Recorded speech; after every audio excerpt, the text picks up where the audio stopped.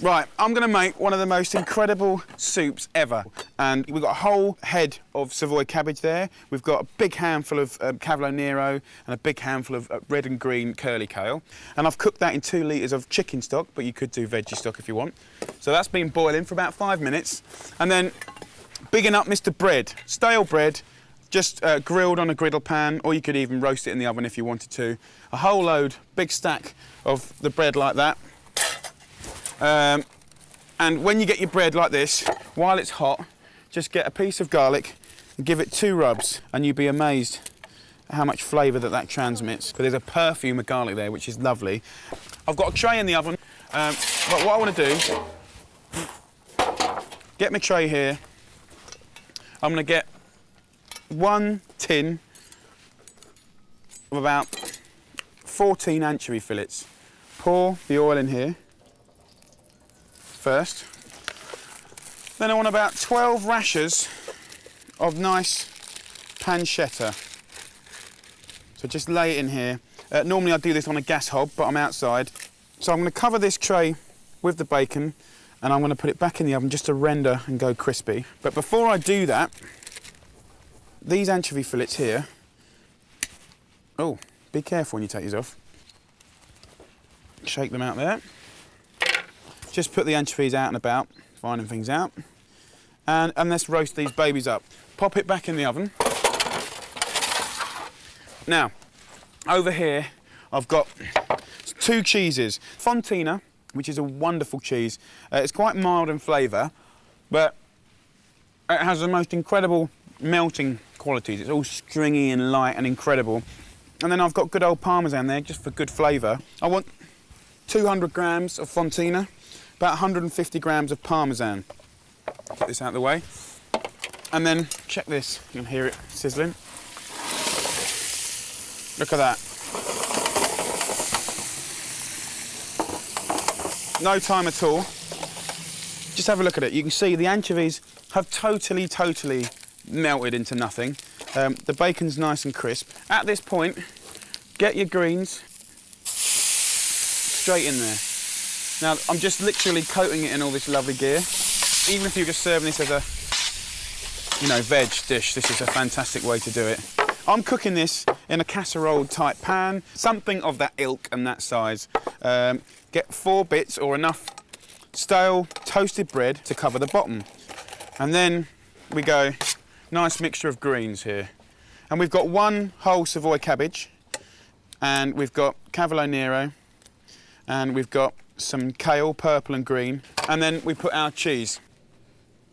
And then I put a nice sprinkling of the Fontina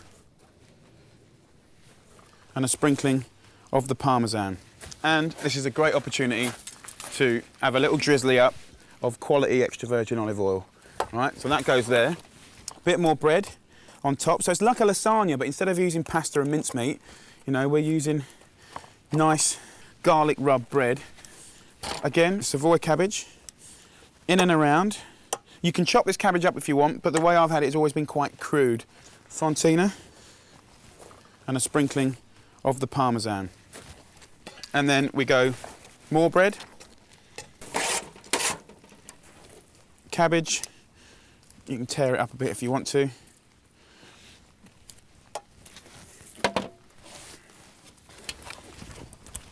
Cheese. Let's have a little bit more Fontina. Parmesan. Here we go. Last one on top. I'm going to use untoasted bread for this part. You can kind of push down on it like this, give it a bit of pressure. Okay, let's taste the stock. Give it a stir. It's gone a bit dark because you cooked the cabbage in it, but at least it's got the flavour. Pour this in there. There you go. And then what I'll do, just a tiny bit of cheese. There we go. That final bit of Parmesan. And then good lug of extra virgin olive oil. Nice sprinkling of pepper. At this point, if you want, you can just push this all into each other. Right, and as that cooks, that's going to cook for about 40 minutes at about 180 Celsius, 350 Fahrenheit. And what will happen is it'll go crunchy and golden on top, and then the water will just sort of suck into all the bread and the flavours are all mixed up and it'll be delicious. So I'm just going to put that at the back of the oven, give it about 40 minutes.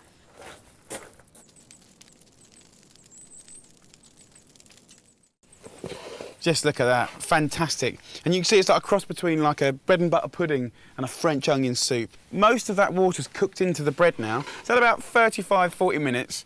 And if it gets too much colour, you know, you can put a bit of tin foil over the top, but look at that. Absolutely lovely. So put that there. Right, so one of the classic things to go with this is a sage butter. So I'm just going to get a nice big knob of butter straight in there. And then straight in with some sage leaves. Just take the leaves off. And you want to melt that butter. Just toss the sage in there. I'm going to put it straight back in the oven. That will take 30 seconds, 40 seconds to make that raw sage leaf go to being like snappy crisp and really meaty in flavour. Now let's plate these little darlings up. Don't go think this is going to be some kind of creamy soup or brothy soup.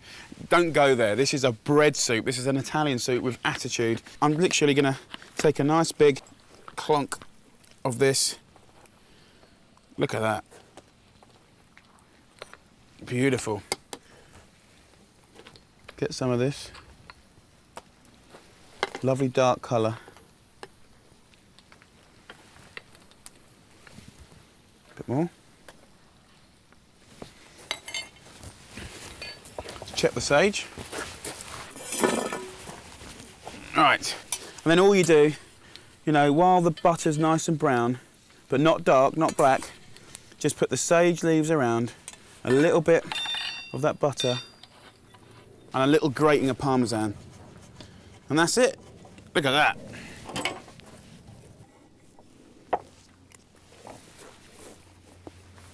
Oh my Lord, that is so good. Right, so I'm going to do a beautiful pumpkin soup. You could use any good dense pumpkin you like. I'm using the Musc de Provence. You could use the onion squash, the butternut squash, whatever you feel might be appropriate. Give it a bash. Slice this up into big old flabs. Push that just to one side. Here I've got some basic soup ingredients. Couple of carrots, couple of garlic cloves, couple of onions, couple of celery sticks. And that is the base to the soup. I want to roughly chop the celery because I'm going to puree this soup. I'm going to whiz it up with a hand blender so it's nice and silky. So at the end of the day, if it's a little bit chunky, it really doesn't matter. Onion, cut it in half. Just roughly slice it again.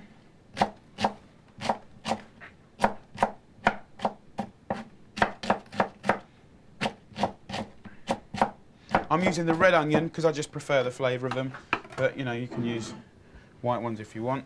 So in this pan, I'm going to pour some olive oil and in with the onions and celery. Forget that over there, that will start sweating off. Woo-hoo-hoo. So with the carrots, do exactly the same, slice them up, and then with the garlic, run your knife through it like that. In with the carrots and the garlic. And while we're here, rosemary, just the nice little fine leaves. A little pinch of salt and pepper. Give it a shake. Straight back on the heat again. So while that's ticking away, I want to just chop these pumpkin pieces into chunks. Now, I want about 3 kilos. And I'm going to cook it today in a pressure cooker. You can do it in a pan, of course you can. And you'd want to simmer it with chicken stock for half an hour, 40 minutes. But this way, with a pressure cooker, so quick. Like that. So throw it all in to this base vegetables. And once you've got the squash in there, get it back over to the heat, pour in 2 litres of chicken stock. Just fill it up to about 1 inch from the top. With the pressure cooker, I mean, so far it looks like a normal pan, you could put a lid on top. With this one, you've got a special lid. Press the button, it will clutch onto it, it will keep all the boiling moisture in, so the pressure will get higher and higher and higher, which basically means that it pushes flavour into things and it cooks things twice, 3 times as quick. Now, while this is coming to the boil, I want to have a little bit of a rework on kind of a crouton, really. So I'm going to go much more Italian style-y. I want a slice of the ciabatta, like that. I've got a pan here that's been heating up. A little bit of olive oil in the pan, okay. And I'm just going to pick some sage. Pick the sage leaves in. 40 seconds. The room starts to smell incredible. Give them a good old fry up. As soon as you think they've gone crispy and they go a slightly darker green colour, bring it over here. Push it off one side, just like that, onto the board, like that. Now, in here, you've got left some olive oil, right? But it will taste incredible now. So then you can get your ciabatta, turn it around in the oil, take it out. Turn it around in the oil, take it out. Right, so that's going to flavour your toast. Get rid of the oil. I'm going to put that back on the heat. And then while this is here, I want to get some Parmesan. And I'm going to grate it. And that will stick to the oil and stick to the bread. And then you can kind of pat it down. And then turn it over. Pat. And once you've done that, then we can put this back into the pan dry. Like a minute or so, and it will just go golden on both sides. And you can see this is boiling now. So once the toast has been in there a little bit, you can turn them round. Just turn it over.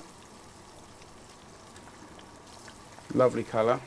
You can see how the cheese is just cooked into the bread and it's toasted all at the same time. It's like croutons with a bit of attitude, you know.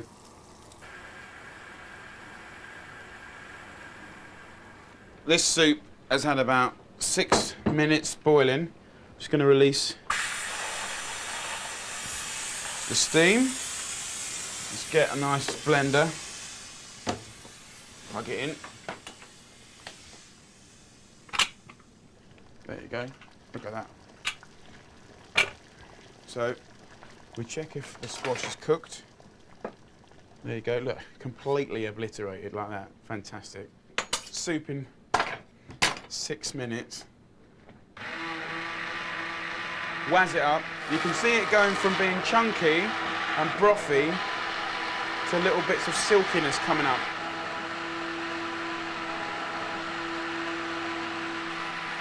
Will you have a little taste?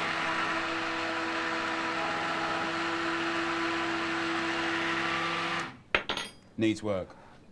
Seasoning, salt and pepper. And then I'll give it another waz. Taste again.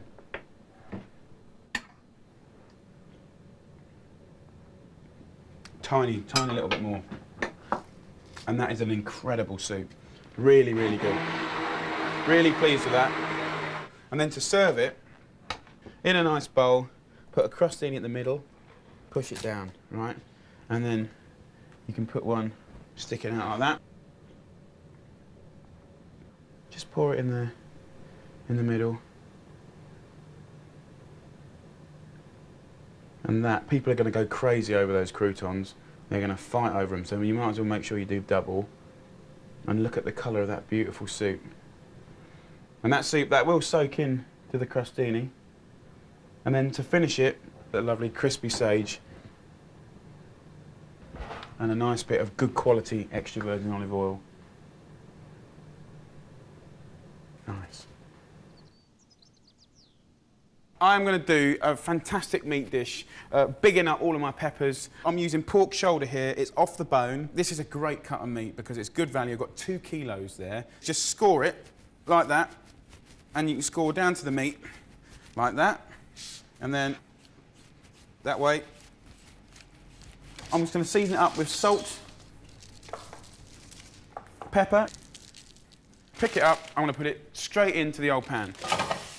Now, skin side down first because I want to render the fat out. You can put a little bit of olive oil in there if you want to just help it along. So you want about 700 grams-ish of nice peppers, and I'm not talking about heat or chilies, I'm talking about lovely, fruity, incredible peppers. Take the ends off.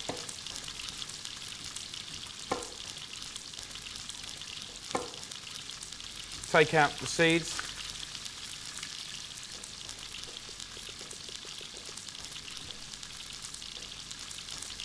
Don't waste this bit, peel it off. It's all good stuff. Now, once you've got all the seeds out, gather them all up.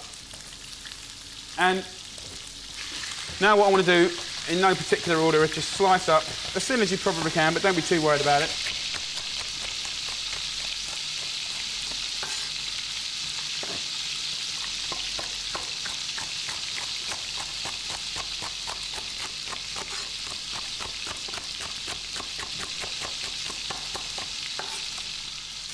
So chop these peppers up, put them over here. Now let's have a look at this pork. Look at that beautiful colour. Put this back out here. In with the peppers. Wonderful colours. In with 2 heaped dessert spoons of paprika. And I think this is really interesting, the way that you can use the fresh and dried, a good pinch of salt, bit of pepper, and then spice-wise, I'm using caraway seeds here, just 2 teaspoons. I'll put that in the flavour shaker, or you could use a pestle and mortar, straight in, just crack it. So once you've done that, in with the caraway seeds.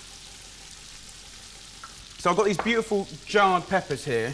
The thing I love about this is that if I was going to blacken this amount of peppers, it takes a bit of time, and if you're lazy, and we all can be, this is good. Chop it up, in with the peppers, like that. Onions, I want 2 onions, red onions, peeled and in half. I'm just going to finely slice these.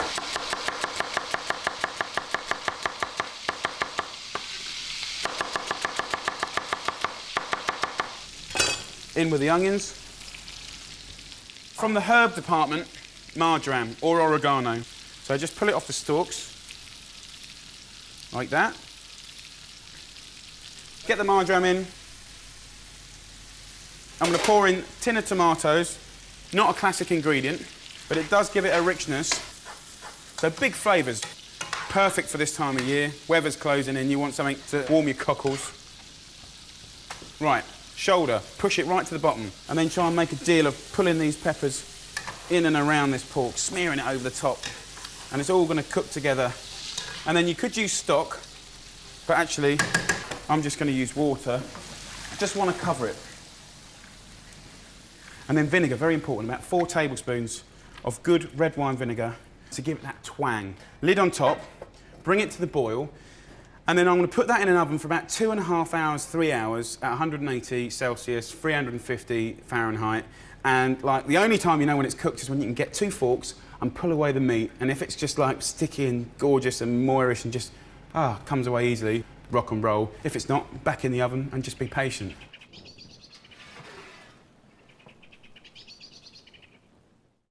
Goulash has had 2.5, 2 3/4 hours. I've put some rice on, some basmati long grain rice into some salted boiling water. 10 minutes of boiling. I'm going to drain this little baby over here. I just want a plain, nice white rice. Catch some of that water. Just about half a pint of water in the bottom. Keep the heat on. Cover it with tin foil, or in this case, a plate. That'll steam, that'll go lovely and light. And, you know, I like rice just plain like that because, let's be honest, we have got one of the most incredible stews. And the whole room smells incredible. Yeah! Let's have a look. Look at that. Oh, look at that. You can put your finger straight through it. Ah, hot. Let's have a little look. Oh, yeah. That's brilliant. Let's try and mix this up. It should just fall apart. That is how you know you've got a wonderfully cooked bit of meat. Now, at this point, it doesn't matter how you follow the recipe, what ingredients you use, you've got a taste now and balance. So,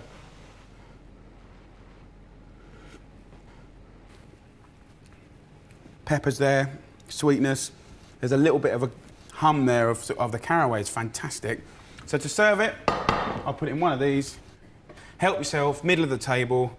It's a real stew with personality. Hungarian style-y. I just love it. One more. Happy days, look at that. Wow. And then with the rice, and there's something lovely about the nuttiness of simply cooked rice, but I'm not happy yet. I want to bring an element of freshness to that really robust flavours. So I've got some sour cream, I've got some parsley, handful of parsley. I want my knife. I'm going to chop this little fella here up.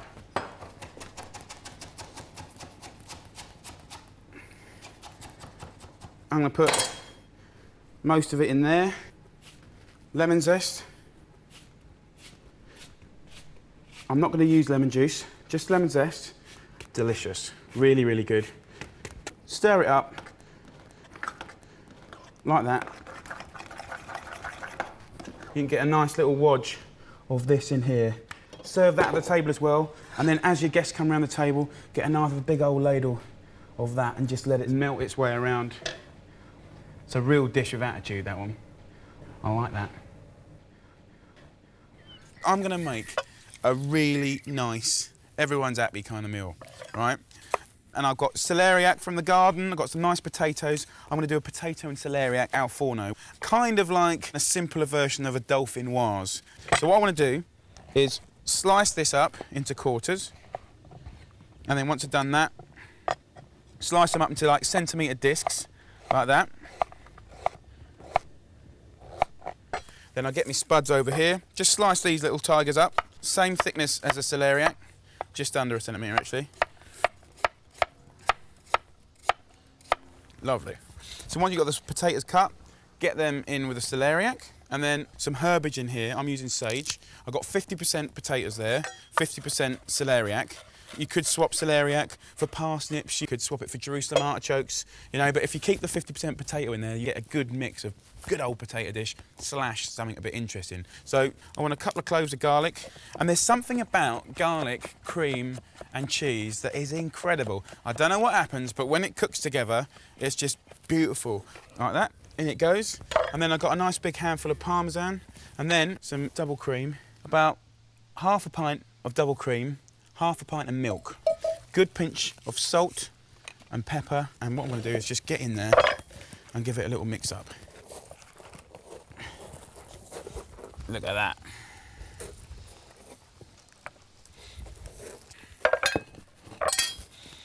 Just layer up spuds, celeriac. They've all been coated, and you can just drop them in, get it in there. On this last layer, you can get potatoes and you can kind of rack them up nicely and fan them out. And all I'm going to do now is get this cream and milk, Parmesan, salt, pepper, sage, great combination, you know, really, really good. So, nice bit of cheese on top, be quite generous, and it will start to taste fantastic. And then, what I'm going to do now, to make sure that happens quickly and efficiently, put this over, wrap the little tiger up, and then it's all going to cook in there, all nice and tight, all the lovely flavours, all bubbling away. About half an hour, 180, 350 Fahrenheit. So that's that bit. And then with venison, in the restaurant, we cannot sell enough venison. Try it, give it a go. So I want to show you a nice way to get this little darling flavoured up. So I'm just going to put this to the side. I want 10 juniper berries. Now, juniper berries, classic flavouring for venison. It's actually juniper berries that they make gin out of. So you've got that fantastic flavour, brilliant with dark meat. So what I'm going to do is I want about 10 here. That'll do. And I'm just going to get my knife, a couple more, get my knife and I'm just going to crush it. And if you give them a good old squash up, it's so generous. I want a bit of lemon and a bit of tonic water. Some salt goes in there, plenty of it, enough to season that meat. Some pepper, pepper loves dark meat. Then I've got rosemary. Rosemary, very good friends with beef, equally good friends with Mr. Venison. Pull it all off. And then let's just chop this all together. So just chop this up.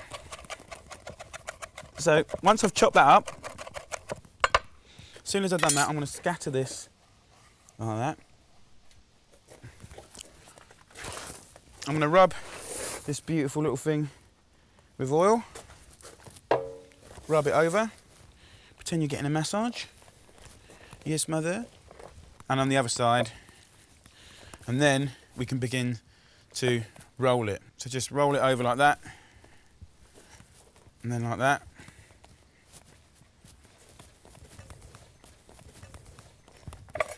And there you've got a beautifully encrusted loin of venison. I've got a pan in the oven, or you could just heat a pan up on a hob until it's nice and hot. And then I want to get a bit of olive oil happening in the pan, in with the venison. It's got salt, it's got pepper, it's got herbage happening in there. Nice and hot, get it going. Sear it off, like that. While I'm in here, might as well chuck in a few bits of herbs and then garlic cloves. And what I'm going to do is I'm going to roast this off for about 15 to 20 minutes. And then what I'm going to do is rest it, and I'm going to show you a really quick sauce.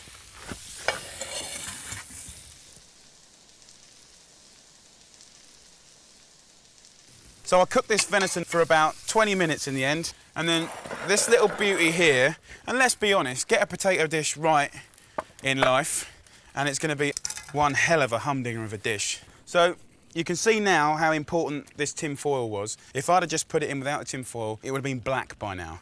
So what I want to do now is just put a little bit more Parmesan on top. You can be reasonably generous.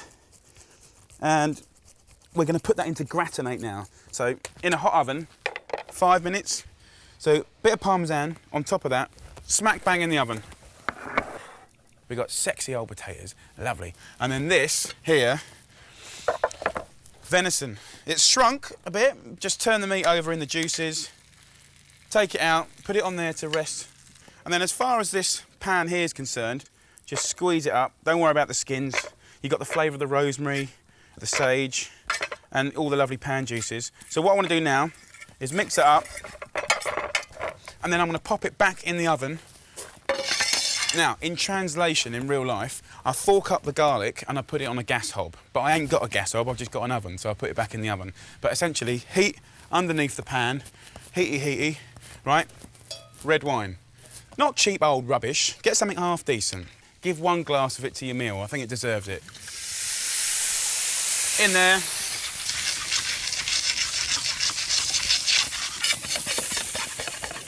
So what I need to do now is we've got the wine, we've got all the goodness. I need to bring that together, and I need a nice knob of butter. Like this, for 4 people, not too bad. Probably divided by 4, it's what you put on a bit of bread when you're in a restaurant. Straight in. Monty O'Byrne means to shake in, to agitate. Let the butter melt into it, and you'll have a really fantastic sauce. So look at this potato dish. You put this down in the middle of a table, and you'll make a couple of new friends. That is proper cooking, that is. Exciting stuff.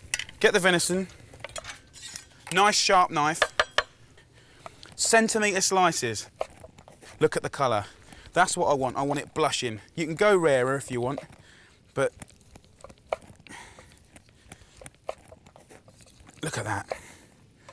But to get a beautiful bit of venison like that, just blushing in the middle, delicious. That's the way my missus likes it. Personally, I like it a little bit rare, actually. Pick that up. Oh, my lordy lord. I've got the juice on this board, which I'm going to pour on that plate. Right, don't need that. Look at this. And then I want to get this potato dish, this wonderful potato and celeriac al forno. Get a big old spoon of it. Yes. Look at that. All this juice from the plate can go into the sauce. Get a little sieve. And there, look at this. Non-fussy, simple. And that is the essence of what was cooking anyway. There's no flour in it. There's no vegetables in it. And then serve that with a nice bottle of good Italian Chianti or something like that. Rock and roll, look at that. So I'm going to make this beautiful mushroom risotto, slightly different twist on the tail. So sofrito is the base. It's chopped white onions and a little bit of celery. And then I want to add the risotto rice. I'm using arborio rice. You can use cannaroli, a handful per person. That's about right. Give it a little stir in. I reckon that'll be enough for sort of 2-3 people in there. And the rice will suck up all that lovely flavour there. Now, while that's doing that, here I've got some dried porcini. And my God, you know, when it's fresh, it's light and delicate and nutty. When it's dried, it's meaty and steaky, and it's like, wow, slightly smoky. So what I'm going to do is just get a bit of my stock. Stock is probably 50% of any risotto. So go for a vegetarian or a chicken organic stock cube. Make your own after a roast dinner. So we need to rehydrate these little babies. So I'm just going to give those a couple of minutes. Now, you can hear over here, the rice is sounding a little hot. And what I'm going to do is, you could use white wine at this stage, but I'm going to use vermouth, which is absolutely fantastic. So about a good shot of vermouth per person. You know, all the alcohol will cook away, but what you'll be left with is this fantastic perfume. So as soon as that's gone in, we stop the frying and we want to go into making risotto mode. Adding small ladles of stock every minute or so and giving it a little stir up, okay? So there's a little bit of a technique to it. Starting to get nice and creamy. Literally after a minute, hot, right? Beautiful porcini. And look in there. I mean, already just chicken stock and dried mushroom taste is incredible. If you're not feeling very well, have a little sip of that. In with the mushroom stock and stop right at the end. And very often you just get a little bit of sand and stuff. So never put the last bit in. So take that off. So already mushrooms has introduced itself to the risotto and benefit from that beautiful flavour. Now look, here on the board, just chop them up like this. And you can distribute the flavour everywhere and then straight in every last bit. And you know what? Dry porcini is never cheap, but a little bit goes a long, long way. So in with that, all I have to do now is keep adding stock and stirring it, massaging out all the starch until it's ready.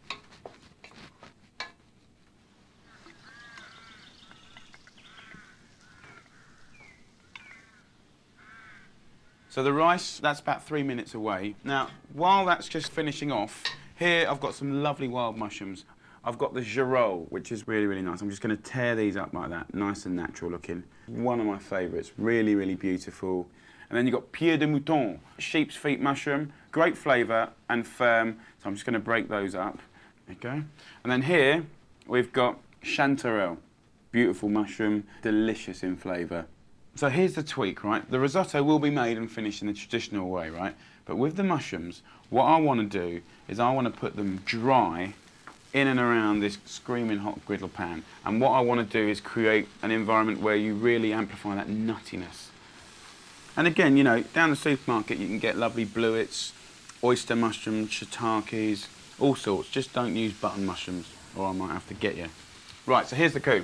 Risotto is done. You've got a lovely sauce holding it all together. But what I need to do definitely while it's hot is get a knob of butter. I want parmesan. Nice handful of parmesan. Parmesan's really important in risottos. I'll tell you why. Because no matter what flavour you do, bar seafood, all the flavours link together. So I'm going to mix this up, beat that up. And you want it to be oozy. You really want it to be oozy. So you've got to feed it more stock. And I'd say, I guess, around about that much. If you go to any restaurant where the risotto can be put in one of those little metal moulds, then it's too thick. See? Oozy. Lid. Let it chill out. 3 minutes. Take it to the table and then eat it quickly. So while that's off the heat, let's have a little look over here.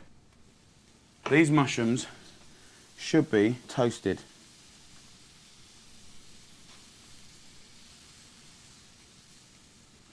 I'm going to get these mushrooms, I'm going to shake them in here like this. So I've got my toasted mushrooms in there. I'm going to pick some nice herbs. Go in the garden. You can use thyme tips, which are nice and juicy. You can get away with that. And then soft herbs. I love chervil, very, very nice. I've got some parsley here, tarragon, I've got a tiny bit of tarragon here. Let's just get this, roll it up, almost like those ladies in Cuba do with the cigars. Fold it up like that, and then slice it up like that. So just chop it up like this, so most of that into there, leave a bit for garnish. Now, tiny bit of oil. Pinch of salt, and then let's get a lemon. Squeeze about half of that lemon into there and just dress it with your fingers. And that is going to be incredible. So, while these are nice and warm and while the risotto's resting, let's plate it up. Look at that. And you can tell that it's gone nice and smooth and creamy. So, lovely. Just spoon this on. Beautiful risotto. Beautiful, look at that. Look how nice and smooth it is. And then we get a little handful of our beautiful mushrooms. And then we just splay them all over the top like that. And then I get a little knob of butter and I just put that in the middle there. And that'll start to melt. And slowly just give it a tiny, tiny little grate.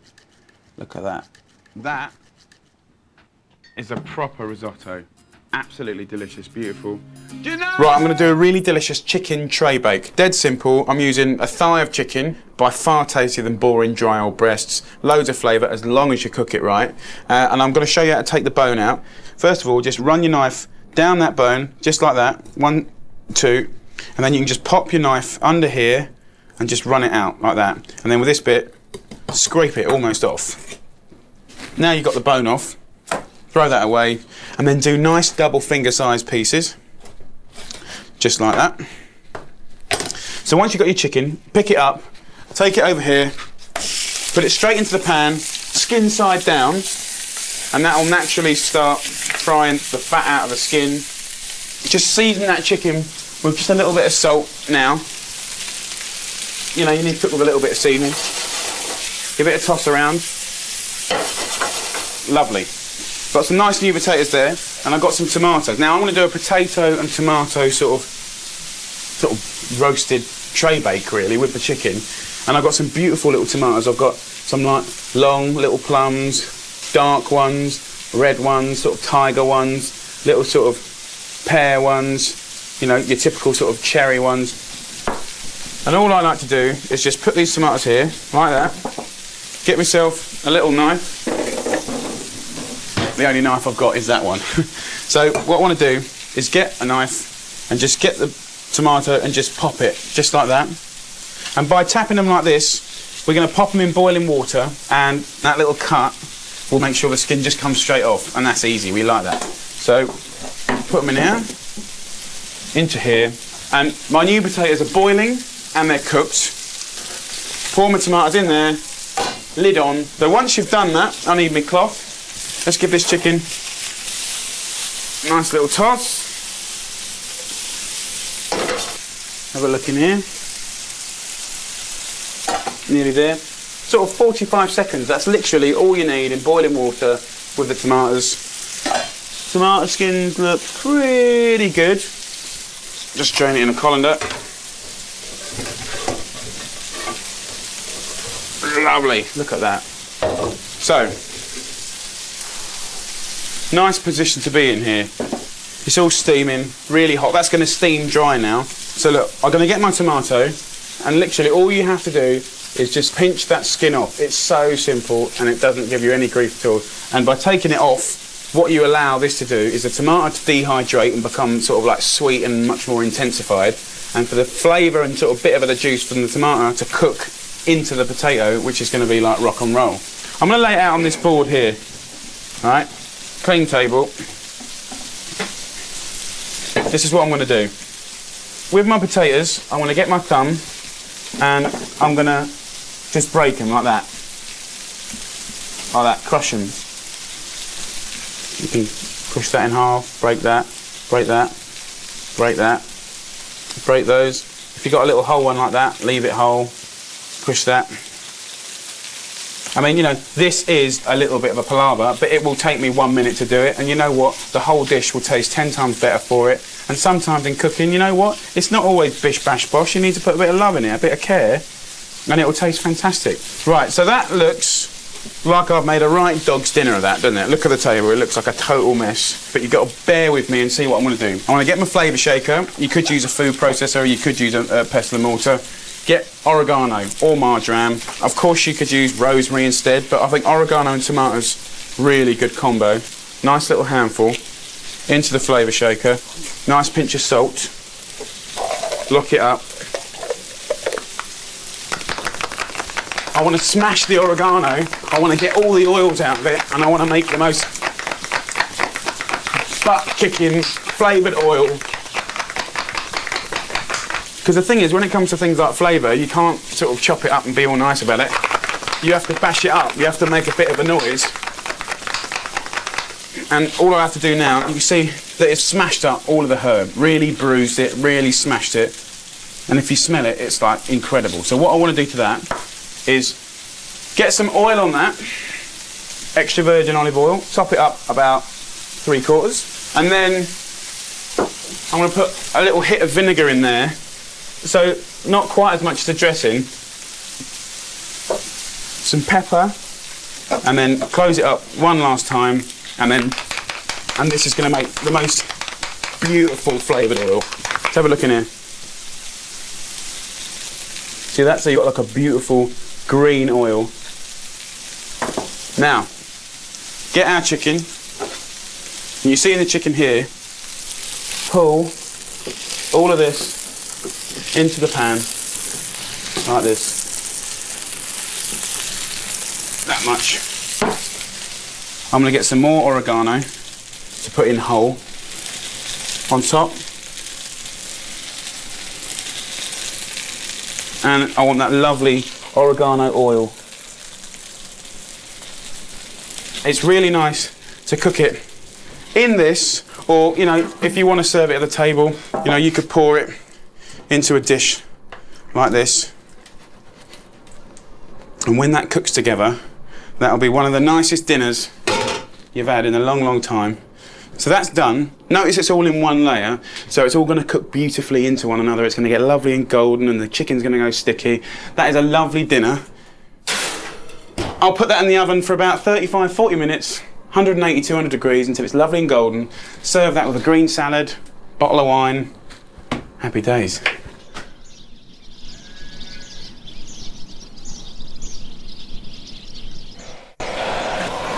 Yay! Look at that. Just look at that. You know, in the middle of the table, on a dish. Look at that. Oh, come on, that's so nice.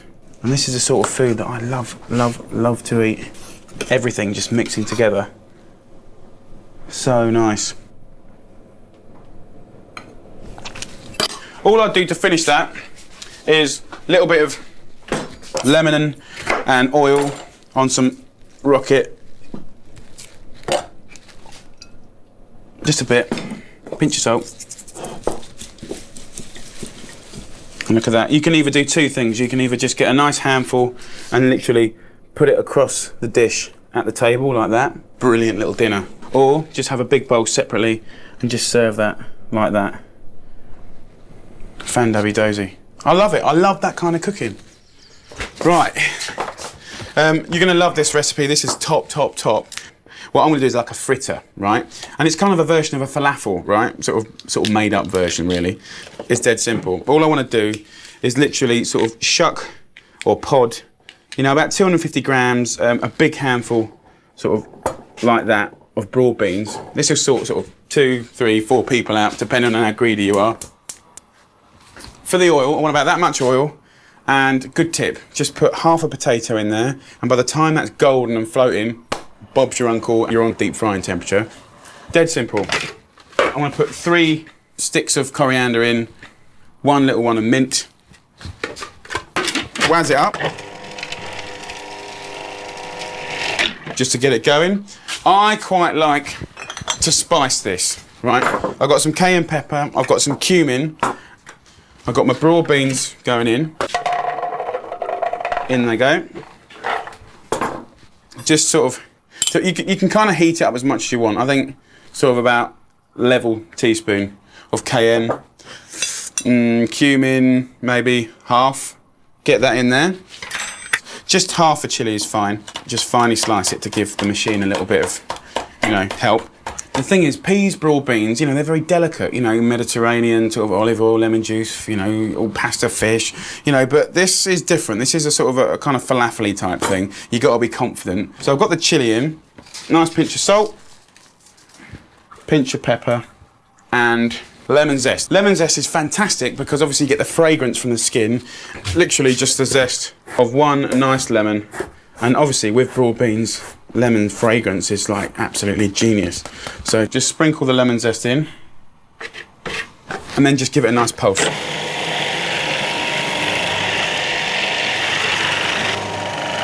So once you've got them to sort of about that sort of consistency, what I want to do is just put literally a teaspoon of flour. Don't put a big load of flour in because that's going to make it claggy, and mix it up. Just enough to bind it, and that way you'll get a juicy filling and a crispy outside. I can smell the cumin already, it's fantastic. Once you've got all this mixed up, what you want to do is get yourself another spoon, and it's called quenelling in French cooking, and I really don't want you to think you have to do sort of posh French perfect thing, but if you just run it on a spoon 3 or 4 times, actually what it's doing is sort of compacting it and making it quite dense. Now, that potato, let me show you, is now floating and it's now golden. That means we're in good action here for some deep frying. And obviously you want to kind of be reasonably quick.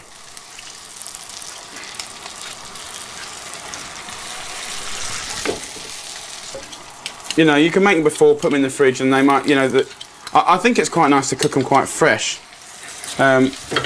You'll get 6 sort of big or 12 small little ones out of this. Right, the thing I like about this is bold cooking, right? So I've got my deep fried things happening. What I want to do is bit of salt, bit of pepper. Let's use this lemon. Squeeze half a lemon in there. And then I need some yogurt. Mix up the lemon juice and the yogurt, okay? Salt's there, good. Just need a little bit of mint. I just want to finely chop that.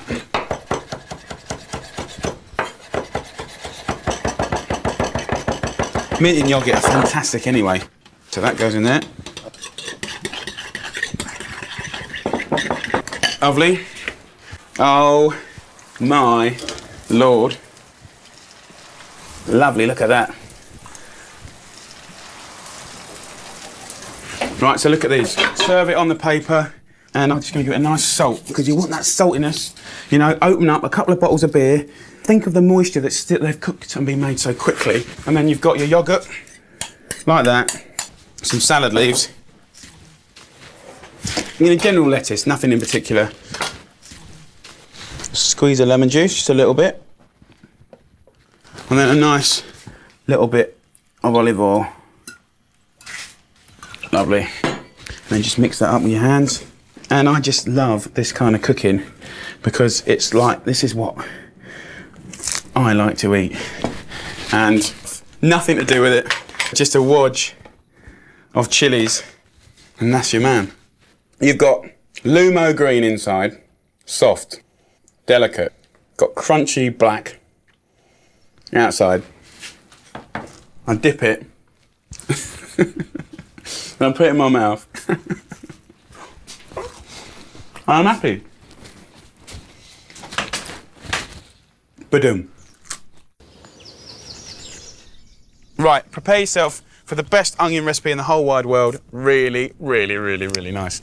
It's a potato and onion al forno with ridiculous and copious amounts of balsamic vinegar, cheap balsamic vinegar. So what I'm going to do is I'm going to serve it with pork. Half a loin, skin off, and it's off the bone. If that skin's off, then I can get on with roasting that pork hard and fast, turn it, turn it, turn it, and it's genius. So I've got a whole load of rosemary here.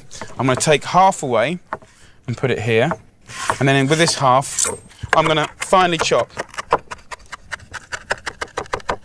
And then once you've done that, get it in your hand and just sprinkle it on your board. Like that. And then I want you to get some pepper, whole load of it, and sprinkle your board. And then I want you to get some salt, whole load of it, and season the board. And then I want to get some fennel seeds, 2 dessert spoons. Don't want it to be a powder, just crack them. And then season the board. Beautiful.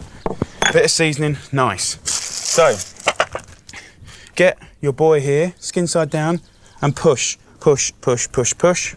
Turn it over, and you see what you get? So you get that lovely flavour sort of encrusted. Don't muck about, you want it to stick to your little darling.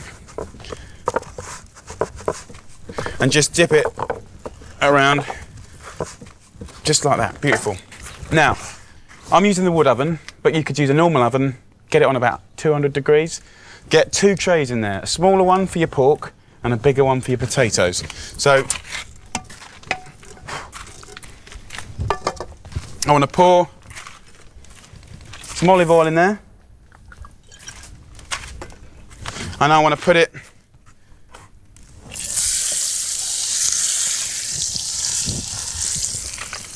fat side down first. There's enough heat in that pan to get the fat going. That's all you want, that's all you can ask. Turn it over like that. And any of this sort of rosemary action going on here, sprinkle it back in. And you see around the gaps here, this is going to be potential burning area. So what I'd quite like to do is just get a few cloves of garlic and cut it in halves, quarters, and you know, maybe 1 onion. To have things like celery, onions, bit of garlic in the bottom of your roasting tray just kind of gives you an environment where it's not completely dry. So literally either side, mix it up a little bit with you. How's your father? Lovely. So now in the oven, that'll take about an hour to cook. 50 minutes to an hour. So, with the potatoes, I've cooked them for about 5 minutes, yeah, and then give them a little bit of a chuffing, okay? So, onion duty. So, cut these off.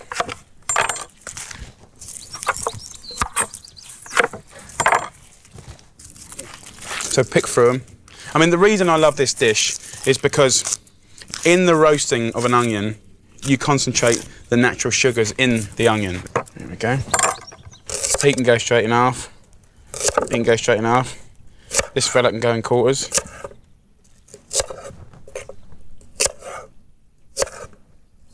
There we go. And then this is where the exciting bit starts. So this is a very hot tray. In here, I'm going to add 1/3 of a pack of butter, a little bit of olive oil, some bay leaves in, 4 or 5, and put my rosemary in. So immediately that will start flavouring the fat. And then in with the lovely onions, and then the potatoes. And then I've got a garlic here from the garden. And you know, half it, give it a bash. Get the old flavours going. So, salt, it will need. Pepper, it will need. And then all I've got to do, is, well, I don't want to keep it out of the oven too long, give it a little slush about. Hey, look at that. So, as soon as you know you've got a bit of shine on the potatoes and the onion, you know you're in good action. Then what happens, and this is the bit which no English person would have the balls to do, right? But that's because I don't know better, right? Is you go and get cheap balsamic vinegar, and I want you to use half a bottle. I want you to go for it. I want you to trust me and just get it on there. Let's go for it, get it in there. It looks wet, it looks sloppy right now, but as this cooks, the fat and the herbs and the garlic will mix and start evaporating and stick around that onion and potatoes and stuff like that. So, back in the oven, brave. And if you can, turn the pork, move and scuff around the potatoes, and in an hour's time it's going to be heaven.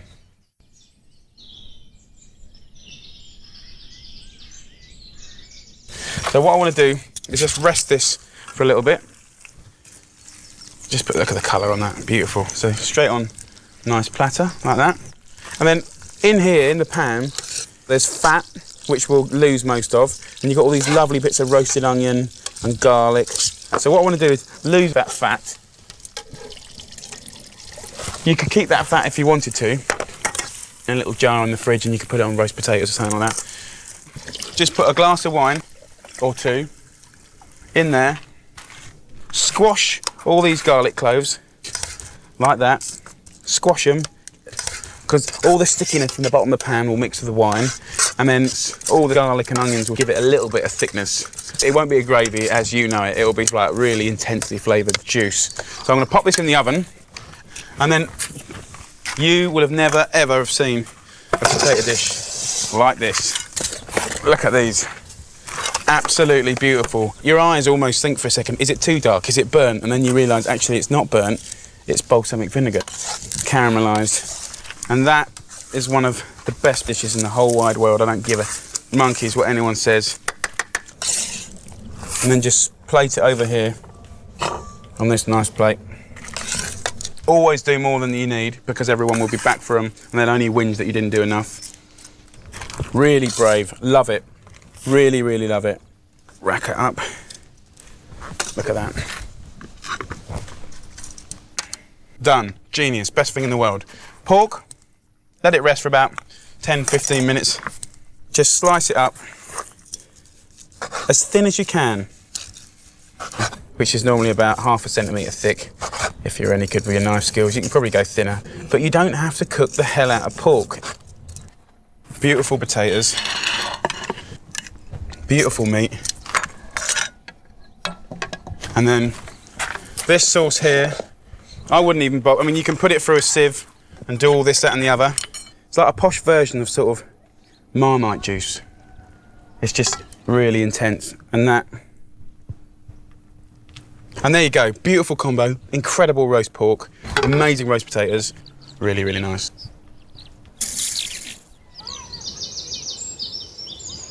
I'm going to do my favourite dessert. I'm going to do rice pudding, which is a classic old English dessert.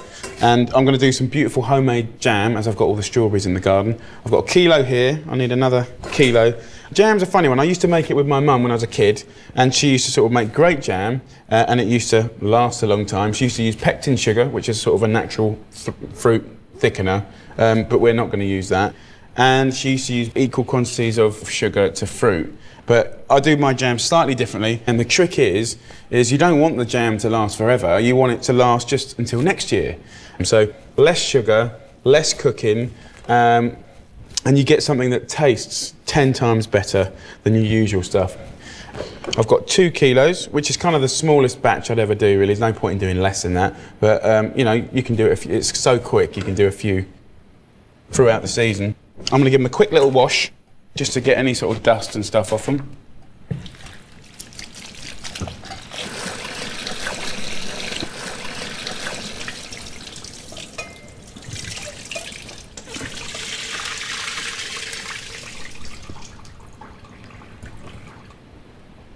And then obviously you can wash off the dust and stuff like that, but also it means when you get some sugar on there, it will help it to dissolve. And instead of using sort of equal quantities of sugar to fruit, I'm going to use about 150 grams to a kilo, so 300 grams for this recipe. Just normal caster sugar. So pour that in there like that. And then with your hands, just scrunch it up, start busting it between your fingers. And immediately it starts turning into this fantastic little pulp. You want to scrunch it up well so the sugar gets completely dissolved into the strawberry juice. And you can see already it's starting to look more like jam. And actually, if you're ever at home and you want a little accompaniment to a tart or something like that, or ice cream, just literally scrunch a little sugar into a load of strawberries. And you can see just that little bit of sugar makes it shiny and delicious.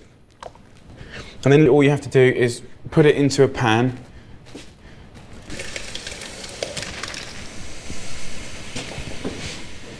bring this to the boil. As soon as it comes to the boil, turn it down to a medium heat. But this is your basic, quintessentially beautiful, fresh strawberry jam. So while that's heating up, I'm going to do my rice pudding. With pudding rice, I just fill up 1 cup. And the thing I love about it, actually, is like, to 1 cup of rice, you know, you can feed 4 greedy people, or 6 normal people. So to 1 cup of the pudding rice, I'm going to add 5 times milk.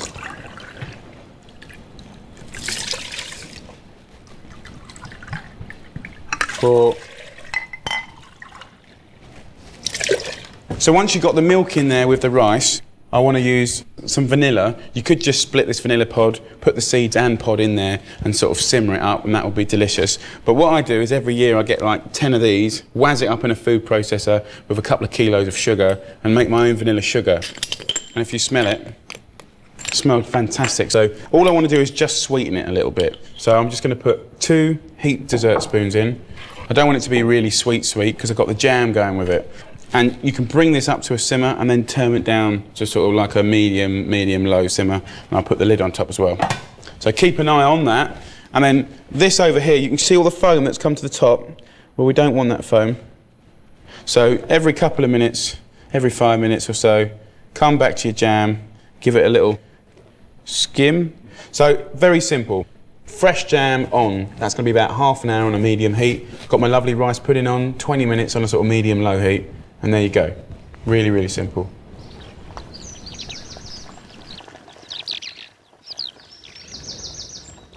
Right, look at this. The jam is absolutely fantastic. It's got a beautiful deep red colour. It's smooth, but there's some chunks in it as well. Let's have a little taste. You know, the weird thing is, right, that's only 150 grams of sugar per kilo of strawberries, but I can't imagine wanting any more sugar than that. That is lovely. Sort of tiny bit of sourness, but beautifully sweet. And look at the rice. You can see it's quadrupled in size. Rice is really thick and, well, thick but also creamy. Really nice. If you want it a little thinner than that, you know, the 5-to-1 does definitely work, but different, you know, different rices vary a little bit. And all you have to do is just tweak it with a little milk. You want it to sort of be oozy, you know, quite moist, oozy. That's a bit better. Right, so to put this dish together, really exciting, simple, comfort food. We're going to serve it up on a platter, really special. So I've got some nice meringues you can get from good, you know, sort of bakeries or supermarkets. I want to smash them up. Just bust them in your hand like that. And the reason for this, really, is just a bit of fun, you know, crunch, crunch. And then I'm just going to put my rice pudding over the meringue. So, I mean, just texture-wise, this is going to be really exciting. And then with the jam, I'm just going to pour it into the middle. I mean, this is what the whole dish is about, the jam. And then with the other end of the spoon, I'm just going to marble it and ripple it.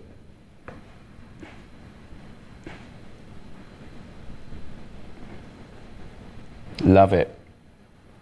And then just to finish it, get some more of these meringues. And then some strawberries, or I've picked a load of lovely little wild strawberries.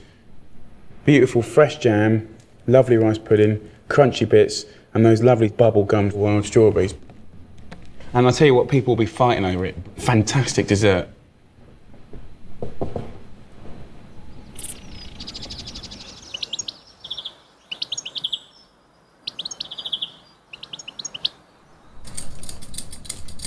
Right, so what I'm going to make is an incredible broth of slow-cooked meat, and I'm using organic ham hock. Ham hock is essentially like a shin. I've simmered it for about an hour and a quarter, and shin's got to be one of the cheapest cuts. I like the smoked one because you've got another dimension of flavour, but even if it's an organic piece of meat, you can still afford to get a hock. And then what I want to do now is just peel some lovely root veggies. The root vegetables make the broth, and the smoky flavour from the meat really makes the vegetables taste really big and delicious. So peel this back, and then we can cut it into quarters. Like that.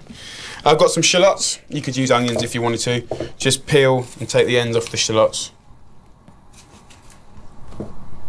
Okay, and then I've got some nice celery. And literally what I want to do is just click off the outside leaves, and this heart here, this is where it's at. So what I'm interested in is that part, okay? So I'm going to take this end off, right? In the middle here will be the most incredible yellow leaves. Delicious, fragrant, tasty. And the green ones at the top of the plant, that's getting a bit green. Bitter, horrible, miserable. So keep these yellow ones, put them to one side. It's actually this part here. That is what anyone that knows and understands cooking gets excited about. That bit here. So all I've got to do now is just bung the carrots straight in here. Onions go in. The turnips and the celery heart go in. Also, I've got a bunch of potatoes. You've got a whole selection of veg going on. You've got the lovely smoky meat broth. You've got the ham that's getting to the shreddy stage. What we haven't got in there is loads of fragrance. So bay leaves, parsley, thyme, delicious. But the real hero of this dish is the cabbages in the garden. So I want to go and pick some of those beautiful spring cabbages, and then I'll come back and finish this whole dish off.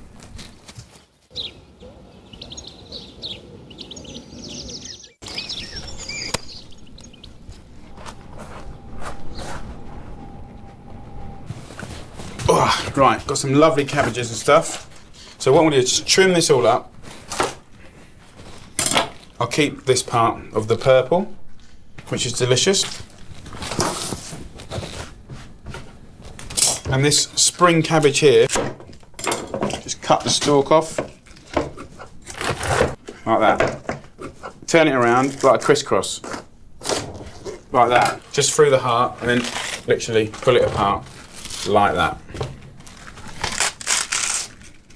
And what we'll do is we'll just cut. This is the hero of the show, really. And then, literally, what I want to do is, now you can see the meat's shrunk a fair bit, but most importantly, all the flavour's gone into that broth. The broth is now as valuable as the meat, honestly. And look how lovely and tender this meat is. Feels like absolute melt in your mouth, proper hearty fare. And then I'll just pour this gently over. Gently, I'll probably get it everywhere. And then all this lovely veg, which is nice and cooked, can tumble in there. Lovely. So I'll get rid of that.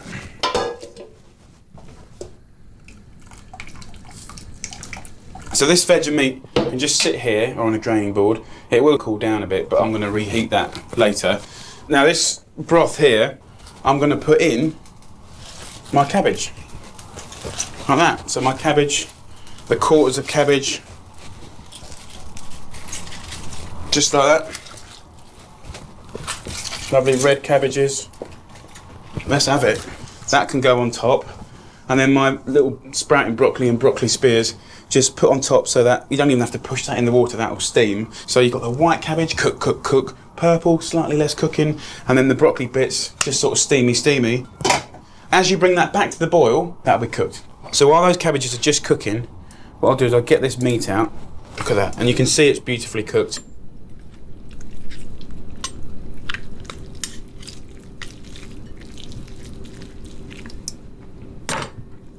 So that goes in the bin. What you do now is just pull off any knobbly bits or any fat. It's done its work. And like Peking duck, just use that knife just to flake away chunks of that pork. And just look at the colour. Just brilliant, brilliant, proper brave cooking. Right, so I've got the lovely meat. These are still hot, but obviously cooling down. Lovely. Just as that comes to the boil, you don't need to do any more than that. You don't need to cook this fella for hours and hours on end. And then to serve it, I mean, look how confident that is. Do you know what I mean? It's not mucking about. Nice bit of cabbage. Not overcooked, not undercooked, just perfect. So in there.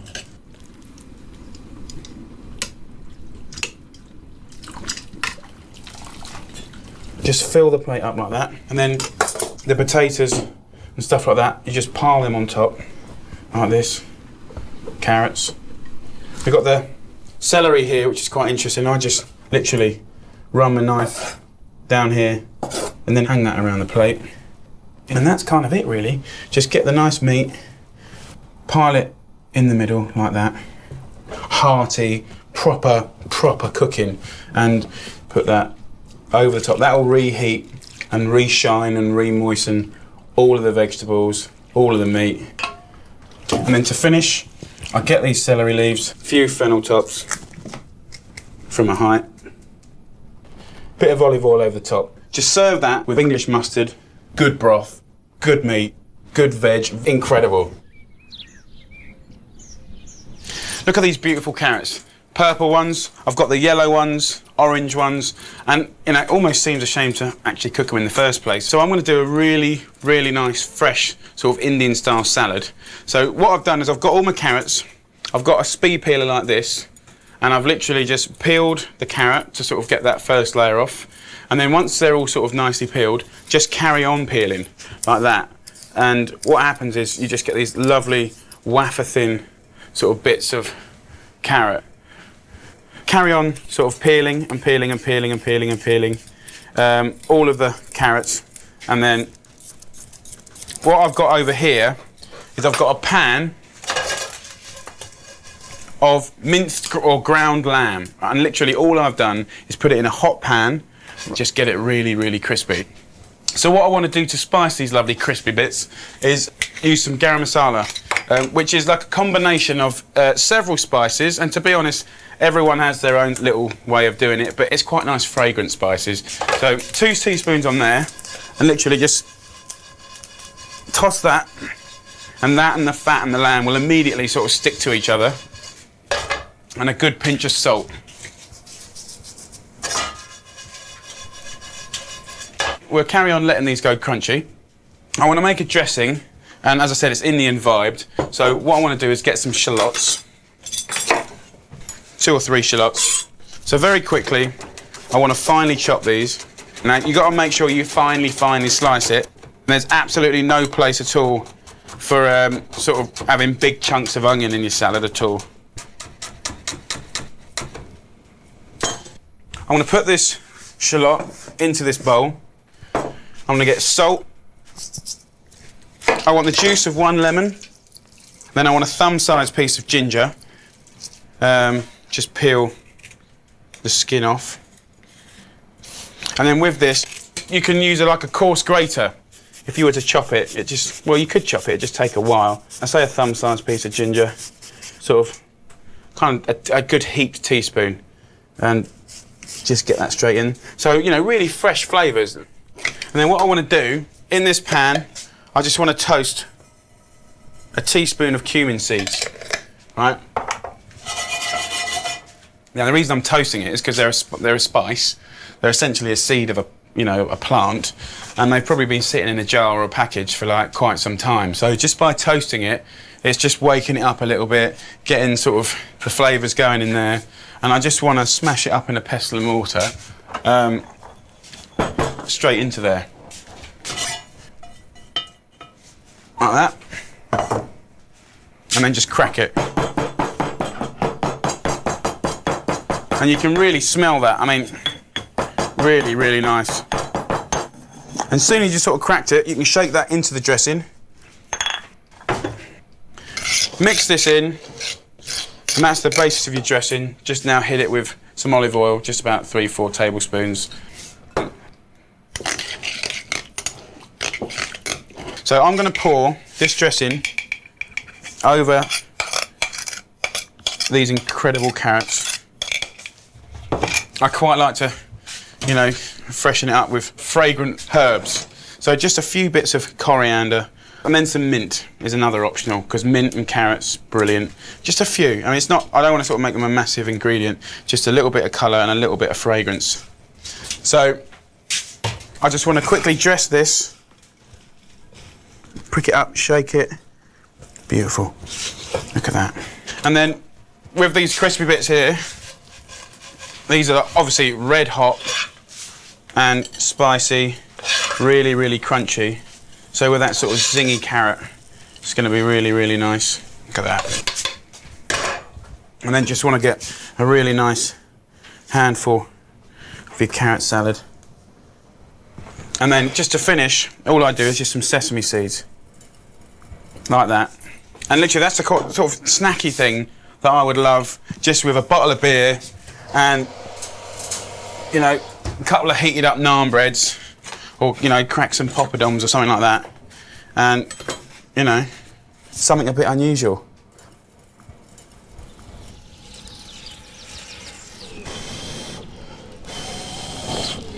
Right, I'm going to do a whole load of barbecue action today. Barbecuing is absolutely brilliant. It's my favourite way to cook, above and beyond anything. Being outside, the smells, wood, charcoal, you know, all of that business, the flavour that it gives your food, you know, even just a bit of meat, salt and pepper, and the barbecue flavour is genius. So what I'm going to do today is go through all the bits of barbecuing, doing it properly, and this in particular is a real favourite of mine, and all it is a roasting tray. I've just got one of my big roasting trays, and I just use a cake rack, you know, to cook everything on, and I just literally put that on top like that. Fantastic.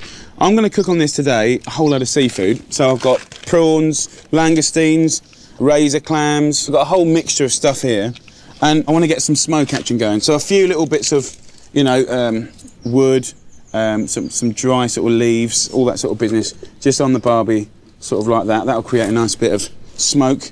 I've just pruned a little bit of bay leaves, which they sort of, there's oil in them, so they sort of go up quite nicely. So get that on there. Give it a little bit of blow. And then let's get our langoustines on the bottom. Razor clams can go on the bottom too. A few prawns. Then let's build the mussels in and around. Clams like this. And you can see the smoke coming up now. Brilliant, we're loving all of that. Get yourself a Pyrex bowl. Pyrex is obviously heat-proof, heat-treated, and you can just gather that around like this. Can you see all that smoke? And what's going to happen is all of those lovely shellfish, the langoustines, the razor clams are just going to be like cooking away nicely, but smoking, you're going to impart that beautiful flavour of smoking. So that, dead simple, bit exciting, bit different. It's going to be top drawer. Now, to go with it, I'm just going to do a dressing, an equivalent of a dressing. So I'm thinking shellfish. I've got to be light, but I can also be a little bit kicky. So chop up some herbage first, parsley, fennel tops, mint, and you can just use a knife, or I'm using a mezzaluna, just to sort of chop these little mamas up. Bit of chilli, seafood works really, really well. Cut the chilli, sort of, probably just use half of it really, and then just chop the chilli into the herb. There's something about chopping them into each other, which I think sort of helps along the flavour a little bit. A little bit of lime zest will not do anything apart from just help the story. You know, you get that kind of lemonade-y, limey sort of flavour. And once you've done that, you can chop that into it as well. And I'm going to brush this into the bowl.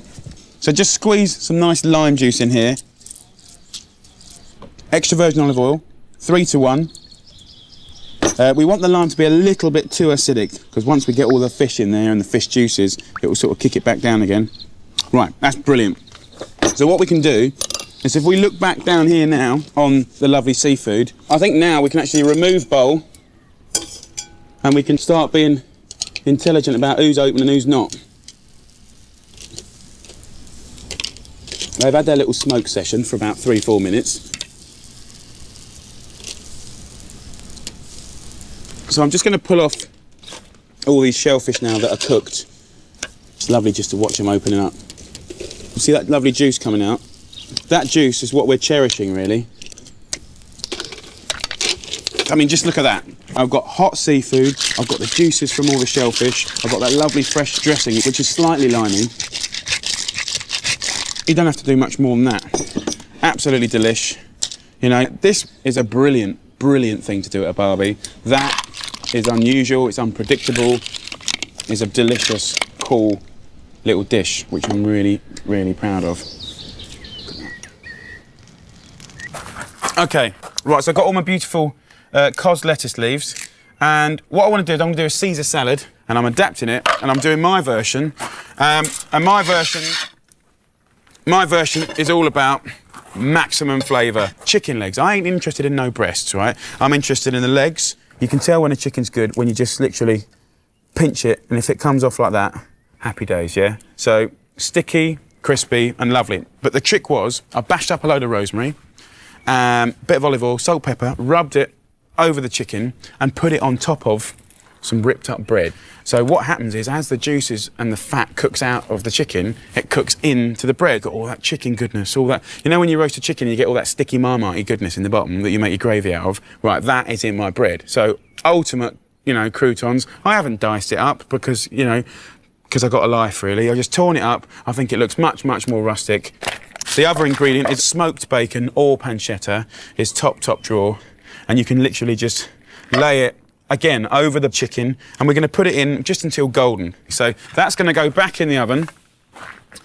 And I think the original geezer didn't put anchovies in it. I prefer anchovies.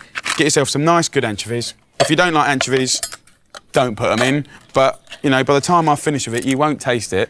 It's just going to give you, you know, a beautiful sort of salty seasoning. I'd use pestle and mortar. You could do it in a liquidizer or a processor if you wanted to. About 2 or 3, you know, for sort of 6 people. You can use a little bit of this oil. It's generally just olive oil, so not the really good quality olive oil, but no point in wasting it. And garlic. I think go pretty easy on the garlic. Half a clove, maybe even a quarter of a clove. Otherwise, it's going to be hot. You know how garlic can be really hot. So that's probably fine, actually. And I'm just going to smash this up to a pulp, to a mush.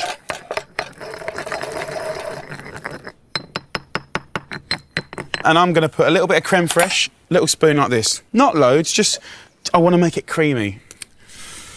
I don't know. I think it's quite nice, okay, to put it in. What does it give? I just think it sort of like sticks to the leaves sort of slightly nicer, and adds to the flavour of the whole thing.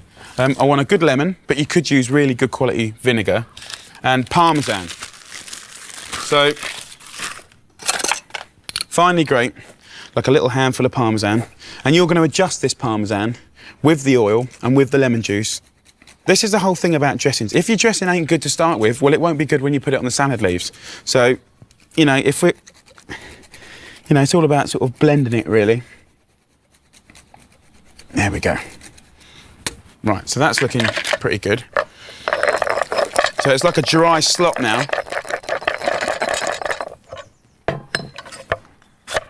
Lemon juice.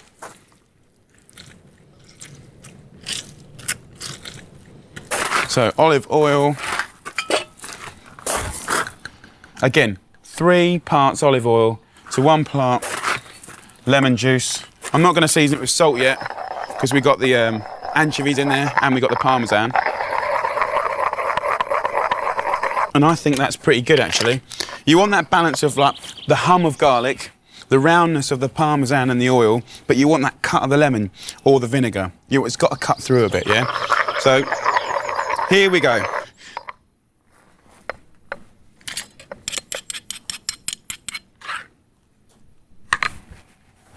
In this bowl, I'm going to do Caesar salad, modern day style. I'm going to just tear it up. You know, I'm going to leave the smaller leaves whole.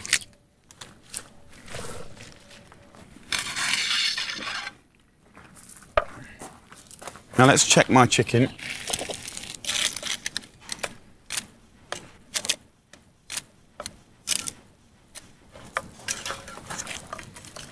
But you can just see I can tear this chicken. Don't have to do it any particular sort of neat way. Just get that lovely meat off the bone, sort of shred it. And all I'm going to do is just sort of run my knife through it just a few times. Delicious. And then the croutons, you can kind of just roughly chop up or snap at with your fingers if you want. And for this particular one, the skin's really crispy.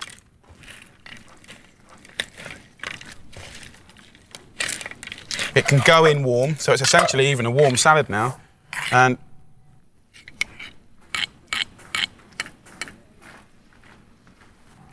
just enough. Don't want it to be ultra heavy. Dressing it just like we did all the other things. Let's have some more breadcrumbs because that is delicious. Ah! Snap them up. It's lovely. Ah! Right, but this is the sort of thing, you know, if you're gonna be camp about it, just put it like that. Finish with a few bits of nice parmesan. And don't waste those lovely little camp violas, which I'm all into.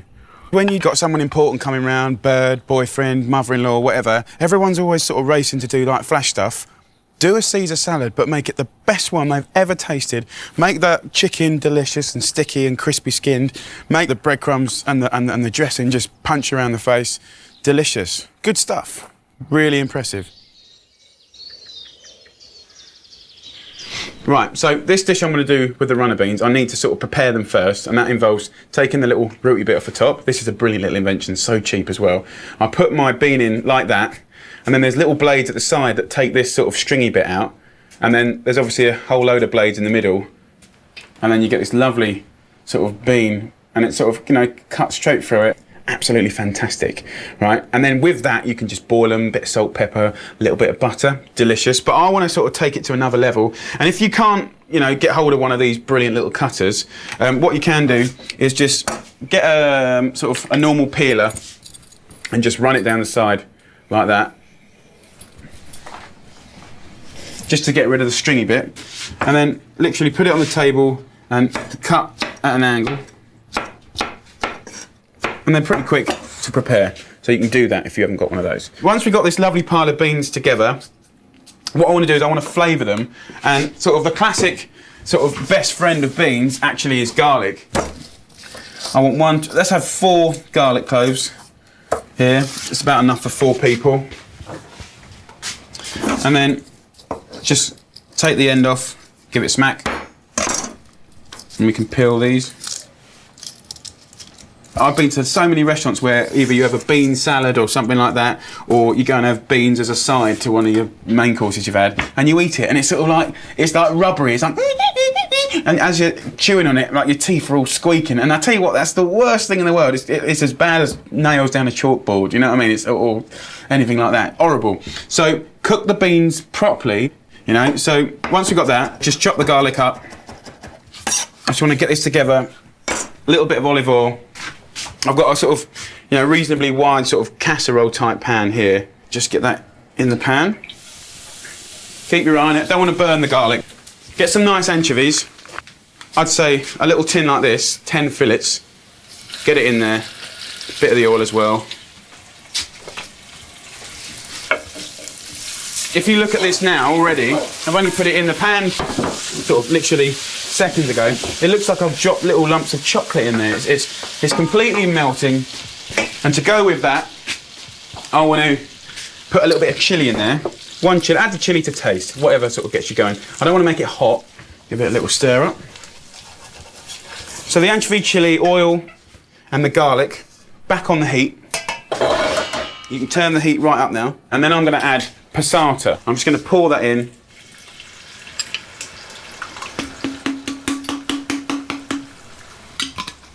And what I want to do is sort of begin to start doing things with the beans that you probably might not do, which is use rosemary. I don't think rosemary and beans is a particularly common pairing, but certainly I think what it does do is put a sort of meatiness and a savouriness in there, which is really lovely. And then just literally pick up the beans and pour that in there as well. So what I want to do now for sure is season it with salt and a bit of black pepper. Lid on top. So that can kind of tick over there. I'm going to serve it with a nice lump of monkfish. Monkfish is a wicked fish, but you could use any sort of equivalent white fish. And if you look at it like that, you can tell that it's kind of like, it's about 1 centimetre thick here, centimetre thick here, and about 1 inch thick there, which is not the end of the world. But what I want to do is I've got a little trick to sort of even up the cooking time so it's all cooked perfectly at the same time, and also speed up the cooking. So what I want to do is just get a nice bit of fish like this, get a sharp knife, I want to put it in here, sort of carefully slicing halfway through, stopping, opening it out like a book, like that, and then just carefully cutting down that little seam. Look at that. What we've done is completely even out the thickness of that fish. We call that butterflying, and if you want you can put some little scores down here as well for no reason really than to give it a bit of character. Also, a few little nicks stops it from sort of curling up when you cook it. So I'll do that with this one again. If you look in at the middle, 3/4 of the way through, stop, open it out like a book, and then a few little corrective sort of things. And I like that, little tips like that. You can do that with a chicken breast, because you know how fatter one in thin, open it out.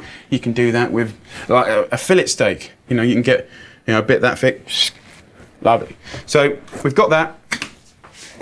So I want to season this with salt, pepper, a little bit of olive oil. And I've got a griddle pan on over here. I want the pan completely dry. I want it preheated on full whack for 5 minutes. I want the windows open, the fans on, and I just want a little bit of olive oil patting on here. And that fish will literally only take 3 to 4 minutes to cook, right? So if we have a look over here, right, look at that. Let's have a little try. It's only been cooking about 4 or 5 minutes on a high heat. It has softened, but I want to cook it a bit more. And you can see it's not, you know, a grey and miserable dish. You know, it's got colour, it's got vibrance. You know, all the flavours that we put in are going to just make it fantastic. Lid on. Right, fish. Very hot.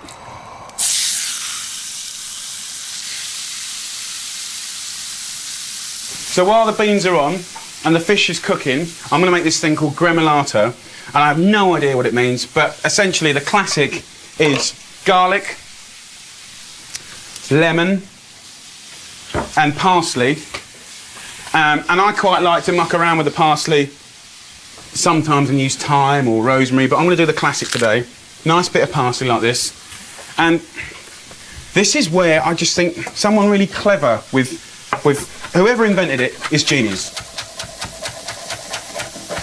Gremolata essentially is a fragrance enhancer. You know, sometimes you make a stew, and if you think about flavours of being sort of like here to here, right? You know, when you do a stew, the flavours are very often are sort of around sort of like, ooh, nice, comforty. And someone who invented this is genius, because when the stew's finished, wham, we got this sort of lemon zest, you know, so you get that fragrance, really delicate, like sort of sharp flavours, you know. You get the fragrance of parsley, and you get a little bit of raw garlic.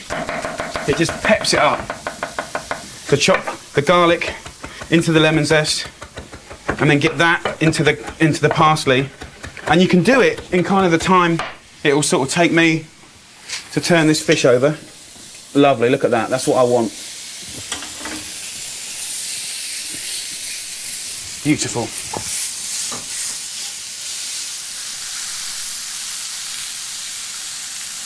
Right, so I've finished that gremolata. Now, let's plate up. I haven't checked my fish, but I just know it's cooked. So I'll take that off. Right, so let's plate this little mama up. Let's give it a stir. Absolutely delicious.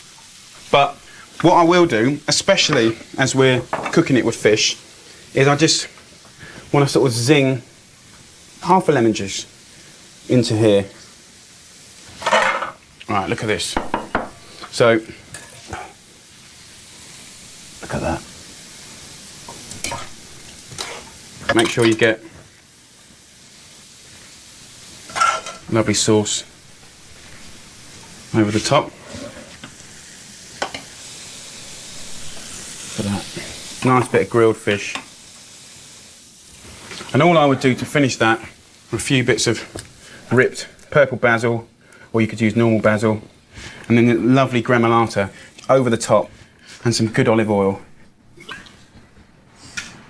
And that is a great dish.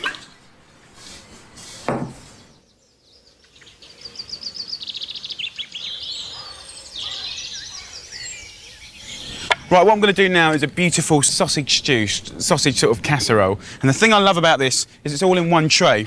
So I'm going to do it in the wood oven, but what you do is get yourself a tray, put it on the hob, get it reasonably hot. I want a sloosh of extra virgin, a couple of tablespoons, and I've got some lovely pancetta. Just lay this pancetta, or you could use smoky bacon, straight onto the tray, like this. And as soon as it's kind of reasonably crisp and golden, we can pull it out. Now, to go with it, what I've done here is I've just taken out the stalks. You've kind of obviously made an incision in the tomato. So what I want to do is I want to sort of scald. You know how you put tomatoes in water to blanch it, 40 seconds, skin comes off. I'm going to do that, but without water, I'm going to do it in the oven. So I'm just going to get literally our bacon, you can hear it sort of sizzling away. As soon as that crispens up, we'll jump on it. Now, herb-wise, flavour-wise, bay leaves, 5 or 6 of those, some oregano, some rosemary, nice meaty herbs. Right, have a look at this. So you can see all the lovely fats come out of this bacon, pancetta.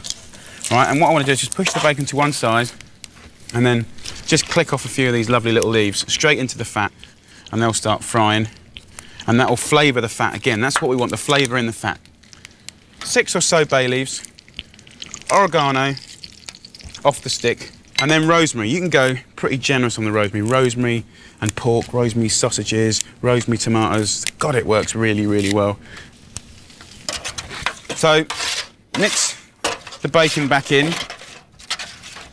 and then I want to get these tomatoes, sit them on top of the oil, and obviously the bases of those tomatoes are exposed and have the core taken out, so that's a brilliant journey for the juices to sort of cook out of, leaving you with a lovely tomato, sort of keeping reasonably whole. So just line these up. Here we go. Look, that fills it right up. Brilliant. Once we've done that, this can go straight back in the oven, just to sort of blister the tomatoes. I've got these lovely sausages here, and just get a little bit of olive oil and just rub it all around your sausage. Lovely. So I can hear by now the tomatoes have had a fair bit of action. 3-4 minutes in this oven, maybe 5 in your normal conventional oven. But what I want to do now, you can let them cool down a bit if you want, or use some tongs, but I like to just sort of pinch off the skins. So literally just pull them off. And that's the thing about this dish. There's not that much going on in this dish, but it will be brilliant. It will be a little showstopper, but you do have to buy good sausages, and you do have to pull your finger out and have a little sniff around the market. Get yourself some good ripe tomatoes. And any ones you can't get off, don't worry about it, because you can pick them off the stew at the end. It's just to get the worst of them off, really. And then just, with a spoon, just mix it up. Try not to break the tomatoes up. I don't want, I'm not making a tomato sauce. That's not interesting. I want to do a roast tomato sauce, and that's different. I want to keep the size, I want to keep the chunkiness, the lovely fat from the bacon, the herbs, the different kind of more robust herbs. And then these sausages, which have been sort of tossed in the oil, just can be dangled in and around, and you want to just push them in between your tomatoes. So they're all going to cook together. All I want to do is get a little bit of garlic. I'm not going to peel them. Just going to put them in and around. That will flavour the sauce a little bit, but we'll squeeze all that lovely sweet garlic out. And that's sort of it. Little drizzle of olive oil, and then a little seasoning with some salt and pepper. The best bit of the dish now is the slow cooking. So I'm going to put that in about 180 Celsius, about 350 Fahrenheit, and I'll turn the sausages maybe once or twice in that time, and it'll be delish.